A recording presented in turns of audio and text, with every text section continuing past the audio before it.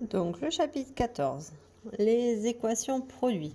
D'accord? Donc, si vous avez une équation produit avec A fois B, donc par exemple, on a un exemple, là, on a A fois B qui est égal à 0, alors c'est que soit le premier facteur est égal à 0, soit le deuxième, d'accord? Pour avoir un produit égal à 0, il faut bien que je fasse 0 fois 3, 0 fois x, 0 fois quelque chose, pour que ça donne 0.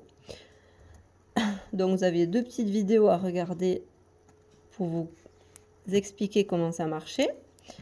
Donc, pour le premier, ça, ce sera mon petit a, 4x plus 6, et ça, ce sera mon petit b.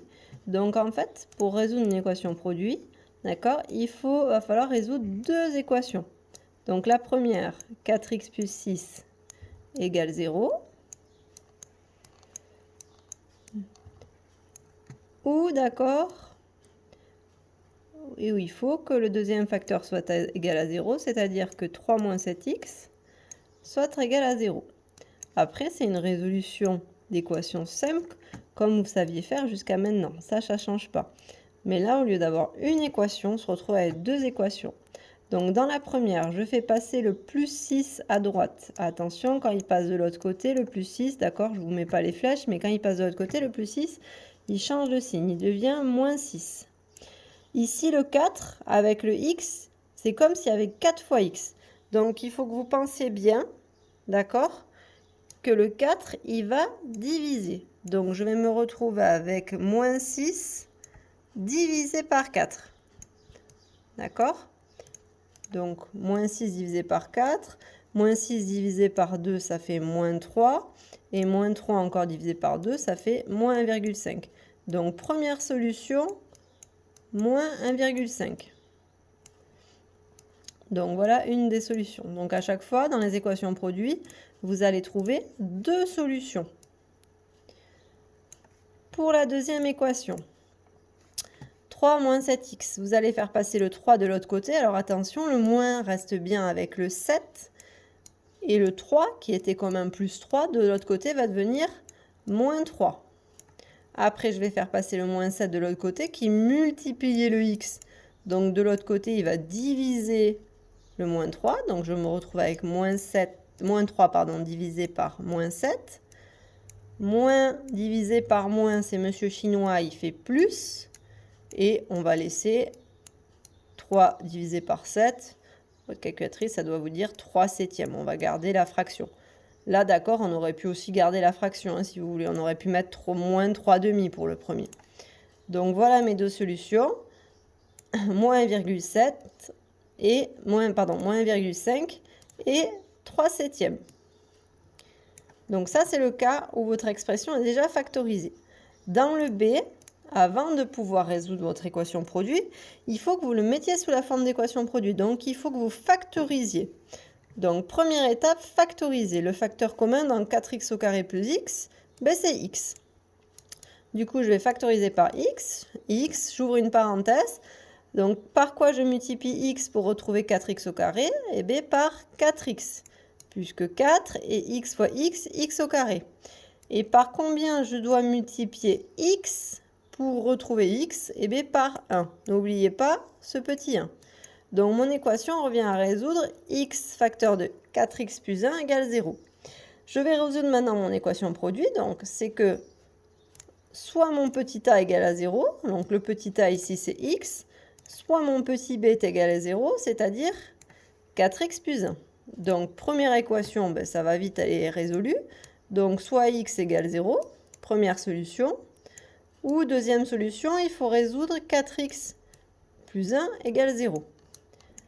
Donc, première étape, je vais faire passer le plus 1 de l'autre côté qui va devenir moins 1. Donc, je me retrouve avec 4x égale moins 1. Et dernière étape, je dois diviser par 4, puisque le 4, il multiplie le x. Donc, je me retrouve avec moins un quart ou moins 0,25 si vous préférez le mettre en écriture décimale. Donc, voilà mes deux solutions, x égale 0 ou x égale moins un quart. Le C. Donc là, de la même façon, il va falloir factoriser x au carré moins 25. Et x au carré moins 25, il faut que je le factorise. Donc là, j'ai pas de facteur commun comme dans le b. Là, il faut que j'utilise mon identité remarquable a carré moins b carré. Donc, le a carré, je le vois bien. D'accord, le a, c'est x. Et par contre, dans le moins 25, il faut que je fasse apparaître le carré. Donc, qu'est-ce qui au carré fait 25? Eh bien, c'est 5. Donc, je me retrouve avec x au carré moins 5 au carré égale 0. Du coup, là, maintenant, je peux factoriser. Donc, a carré moins b carré, ça fait a moins b. Facteur de a plus b. Et donc, je vais me retrouver avec deux équations à résoudre. La première, x moins 5 égale 0. Alors, je ne vais peut-être pas les écrire, je vais écrire directement le résultat. Donc, x moins 5 égale 0. Bon, je vais l'écrire, comme ça au moins, c'est bien clair. X moins 5 égale 0. Je fais passer le moins 5 de l'autre côté. Il se retrouve en étant plus 5. Donc, première solution, x égale 5. Deuxième solution, le deuxième facteur, x plus 5 doit être égal à 0. Je fais passer le plus 5 à droite. Il devient moins 5. Je me retrouve avec x égale moins 5. Donc, j'ai deux solutions. X égale 5 et x égale moins 5. Dernière équation. Donc, x au carré moins 3 égale 0. Celui-là, on va dire qu'on est un petit peu limite programme du brevet, d'accord? Ça tombe pas souvent, ça. Par contre, ça vous sera utile pour l'an prochain en seconde générale et technologique, hein, d'accord? Donc là, même principe que tout à l'heure, il va falloir que je factorise. Donc, il faut que je fasse apparaître un facteur commun. Ça, j'ai pas, puisque j'ai x au carré et 3, j'ai pas de facteur commun. Donc, il va falloir que j'utilise mon identité remarquable. Sauf que, bon, trouver quelque chose qui au carré fait x au carré, c'est bien x au carré. Mais par contre, quelque chose qui au carré fait 3, ça, c'est un peu compliqué. Donc, on va peut-être la faire un petit peu autrement, celle-là. Donc, voilà, on aurait pu faire la C de la même façon.